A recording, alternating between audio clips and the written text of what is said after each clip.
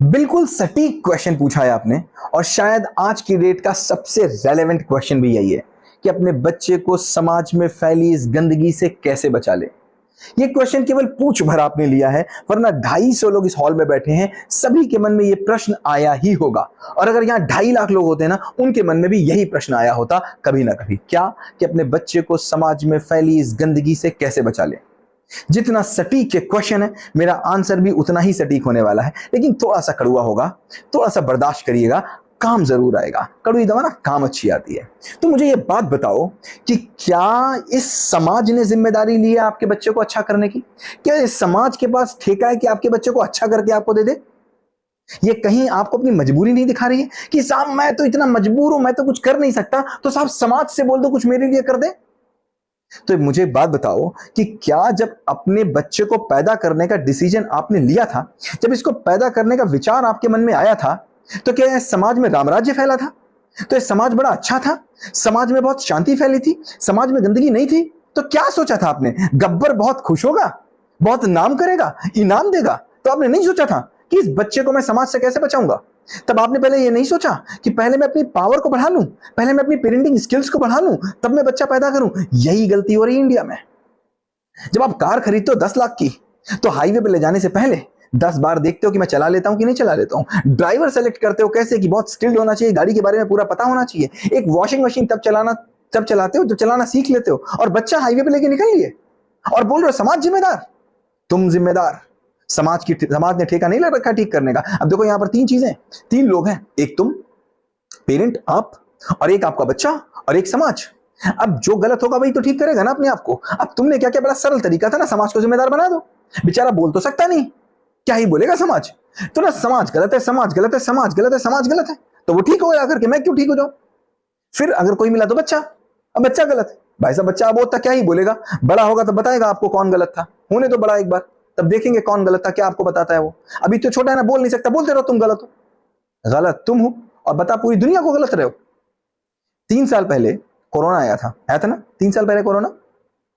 उस कोरोना में क्या हुआ था? पूरे समाज में कोरोना वायरस फैल गया, पूरी समाज में गंदगी फैल गई ना। जैसे अभी आप बोल रहे हो, कंप्लेन कर रहे हो, तो साइंटिस्ट ने क्या क्या कंप्लेन की ना। साइंटिस्ट ने क्या किया? पहले लिया क्यूरेटिव एक्शन। उन्होंने कहा कमरे में बंद हो जाओ, बाहर मत निकल जाना, गंदगी फैली हुई है। और मैं नाकाम हुआ भी।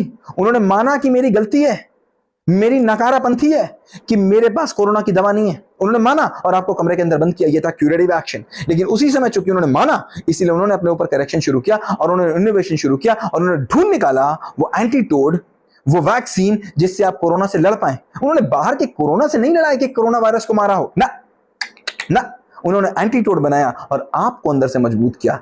लेकिन कब? जब उन्होंने ये माना कि मैं गलत हूं, तभी वो प्रिवेंटिव एक्शन कर पाए। तुम मानो तो कि तुम गलत हो, तभी तो तुम बदलोगे। और ये तुम तभी मान पाओगे जब तुम्हारी नजर अंदर की तरफ जाएंगी। और वो केवल उसी के पास होती है जिसके साथ दृष्टा होता है, जिसके साथ कृष्ण का साक्षी भाव होता है, जिसके पास ऑब्जर्वर होता है, जिससे तुम देख पाओगे, जान पाओगे कैसी बेवकूफी भरी बातें कर रहे हो। समाज को जिम्मेदार बता रहे हो। समाज बना किससे? तुमसे। ये 250 लोग यहां बैठे, इन्हीं को समाज बोलोगे? तुम लोग गंदगी फैला रहे हो क्या? ना, गंदगी देख नहीं पा रहे हो। अब मैं यहां बैठा हुआ हूं और मेरे चारों तरफ वायरसेस हैं कि नहीं है? है ना? बैक्टीरियाज हैं कि नहीं है? कितने ढेर सारे वायरसेस, कितने ढेर सारे बैक्टीरियाज हैं मेरे चारों ओर, और सभी अटैक कर रहे होंगे मेरे ऊपर। कर रहे होंगे ना? मैं बीमार नहीं हूं। क्यों? क्योंकि मेरे अंदर प्रतिरोधक क्षमता है, एंटीबॉडीज है। सोचो इसी जगह पे कोई बीमार हो सकता है। क्यों? क्योंकि उसके अंदर के एंटीबॉडीज कमजोर है। अब वो कह रहे हैं ना बाहर वाले वायरस को मार दो। भाई साहब यही हालत है आपकी। आप जिंदगी भर ढूंढ रहे हो बाहर वाले वायरस को मार दो, जब जब ढूंढोगे तब तब आपको सोल्यूशन नहीं मिलने वाला है। पूछो राइट क्वेश्चन कि मैं अपने अंदर इतनी शक्ति कैसे लाऊं कि मैं बच्चे को इस काबिल बना दूं कि बाहर की शक्तियों से वो लड़ सके। ये होगा राइट क्वेश्चन। यस, और मैं कोशिश कर रहा हूं ऐसी एक पेरेंटिंग कम्युनिटी को बनाने की जो राइट क्वेश्चंस पूछे, लेकिन मुझे मिल नहीं रहे हैं ऐसे लोग। ज्यादातर लोग यही बोलते हैं कि मेरे बच्चे का इलाज कर दो, ज्यादातर लोग ये बोलते हैं समाज का इलाज कर दो। भाई साहब संभव नहीं है। जिस दिन आपको ना अपना इलाज कराने की चमक जागे, जिस दिन समझ जागे कि मेरा इलाज कर दो, उस दिन आना मेरे पास। मैं कोशिश कर रहा हूं इंडिया में पेरेंटिंग को बदल देने की। मैं कोशिश कर रहा हूं इंडिया में एक पेरेंटिंग की नई लहर डाल लेने की। जैसे कृष्ण है ना, कृष्ण राधा के साथ रहते हैं। किसके साथ? राधा के साथ। राधा का जरा उल्टा करके देखो, क्या निकल के आएगा? राधा धारा निकल के आएगा। जो धारा के विपरीत है वही राधा है। तुम धारा के साथ बह जा रहे हो। तुम ठीक कर लेना चाह रहे हो उन सब चीजों को जो तुम्हारे हाथ में नहीं है। तुम अपनी अपने अपने अधिकारों की क्षेत्र की सीमा को लांघ लेना चाह रहे हो। और कृष्ण क्या कहते हैं, बेवकूफ दुनिया में वही है जो अपने अधिकारों की सीमा को लांघता है। ये समाज तुम्हारे अधिकारों की सीमा से बाहर है, इसीलिए तुम परेशान होते हो। ये बच्चा तुम्हारे अधिकारों की सीमा से बाहर है, इसीलिए तुम परेशान होते हो। कृष्ण बोलते हैं विवेकहीन वही है जो अपने अधिकारों की सीमा को लांघता है, और विवेकजन वही है जो अपने अधिकारों की सीमा को जानते हैं। जानो कि तुम्हारे अधिकार की सीमा में केवल तुम हो, और जिस दिन तुम्हारे मन में यह आ जाए कि यस मुझे ठीक कर दो, उस दिन मुझसे यही क्वेश्चन पूछना, तब मैं बताऊंगा कि आखिर आप कैसे ठीक हो सकते हो।